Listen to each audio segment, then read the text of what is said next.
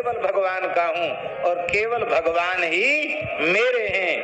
यह अभिमान जाए जनि भोरे, मैं सेवक रघुपति पति मोरे। यह अभिमान जाए जनि भोरे, मैं सेवक रघुपति पति मोरे। हम स्वीकार करते हैं कि हम आत्मवेत्ता नहीं हैं। भक्ति तो है, बोले भक्ति भी नहीं है, केवल भक्ति के चिन्ह मात्र हमने धारण कर रखे हैं, भक्ति हमारे हृदय में नहीं है।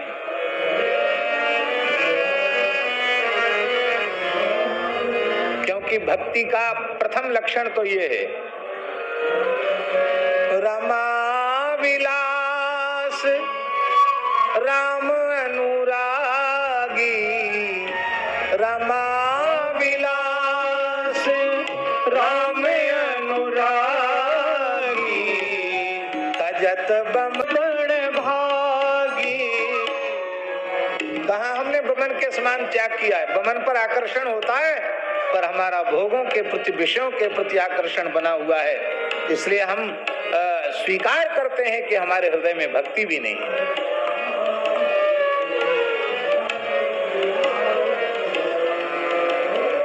दूसरी बात,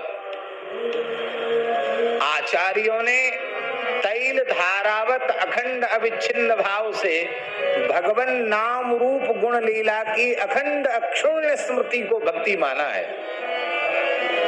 यहाँ अखंड स्मृति कहाँ है? यहाँ तो हाथ में माला है, राम राम राम राम राम राम राम राम, और सामने से कुत्ता निकला तो हमारी आंख ने, हमारे मन ने, हमारी बुद्धि ने कहा ये कुत्ता है। इसका मतलब क्या हुआ? राम जी भूल गए, कुत्ता याद आ गया। अखंड स्मृति तो प्रहलाद जी की है, जो सर्वत्र एतानि गोविंद परिरंभिता, इसलिए स्मरण भक्ति का आचार्य श्री प्रहलाद जी को माना गया। सब में अपने आराध्य को देख लेना। भक्ति भी हमारे में नहीं है। अब तो भारी समस्या हो गई, ज्ञान भी नहीं, भक्ति भी नहीं, धर्म की निष्ठा भी नहीं, तो भले आदमी तुम्हारा कल्याण कैसे होगा? बोले ये भी हम नहीं जानते। बस हम तो केवल इतना जानते हैं, अकिंचनो, आपको छोड़कर हमारे जीवन में अपना कहलाने के लिए कोई दूसरा नहीं। दूसरा अनन्य गति ही, आपको छोड़कर हमारी कोई दूसरी गति नहीं है। तीसरी बात, शरण्यम, शरण में जाने के योग्य आप ही हैं। शरण में जाने के योग्य वही है जो अपने शरणागत को अभय पद दे सके।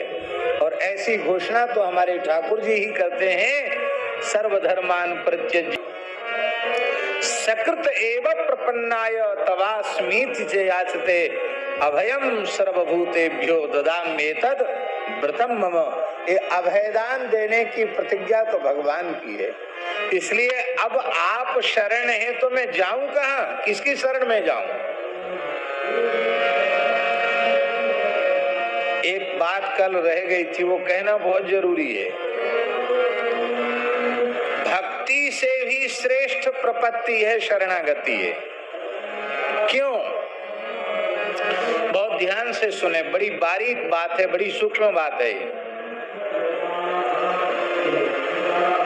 इसलिए क्योंकि भक्ति मार्ग में अंतिम क्षण तक स्मरण की अनिवार्यता है, विस्मृति नहीं होनी चाहिए, भगवत स्मृति बनी रहनी चाहिए। जैसे परम भक्त श्री राजर्षि भरत जी को अंतिम क्षण में भगवान की विस्मृति हो गई, मृग की स्मृति हो गई, तो मृग योनि में उनको जाना पड़ा। करके हम लोग धन्य हो जाते हैं, वो सब ठीक है, लेकिन ये बात दिखाई गई उपाय भी शरणागति और उपेय भी शरणागति है। बहुत सरल शब्दों में कह दें शरणागति को। यहाँ अंतिम क्षण तक भी स्मरण की अनिवार्यता नहीं। शरणागति के भाव की स्वीकृति ही शरणागति है।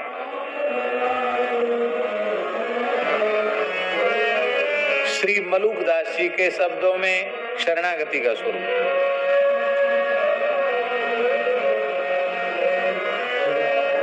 बहुत प्यारी साखी है उनकी, बड़ा सुंदर दोहा है।